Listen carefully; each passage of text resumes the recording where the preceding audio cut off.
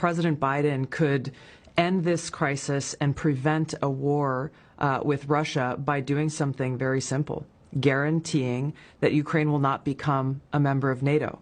Because if Ukraine became a member of NATO, that would put U.S. and NATO troops directly on the doorstep of Russia, which, as Putin has laid out, would undermine their national security interests.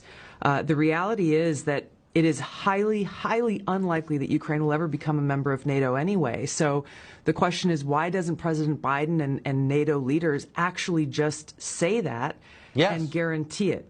Which begs the question of why are we in this position then? If the answer to this and preventing this war from happening is very clear as day, and really it just points to one conclusion that I can see, which is they actually want Russia to invade Ukraine. Why would they? Because number one, it gives the Biden administration a clear excuse to go and levy draconian sanctions, which are a modern day siege against Russia and the Russian people. And number two, it cements this Cold War in place. The military-industrial complex is the one that benefits from this.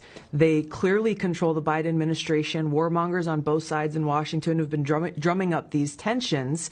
If they get Russia to invade Ukraine, then again, it locks in this new Cold War. The military-industrial complex starts to make a ton of more money than they have been in fighting al-Qaeda or making weapons for al-Qaeda. And who pays the price? The American people pay the price. The Ukrainian people pay the price. The Russian people pay the price. It undermines our own national security, but the military-industrial complex that controls so many of our politicians wins, and they run to the bank. You've seen this from both sides as a lawmaker and a member of our armed forces, so I think you've got a credible view on this. I've looked at this carefully, Tucker, and I have yet to find any benefit that a political leader has used or could use to justify this to the American people. All you hear is like, well, we have to defend democracy. We have to defend this democratic country of Ukraine. But as you know very well, this current president, shuts down, arrests political opposition.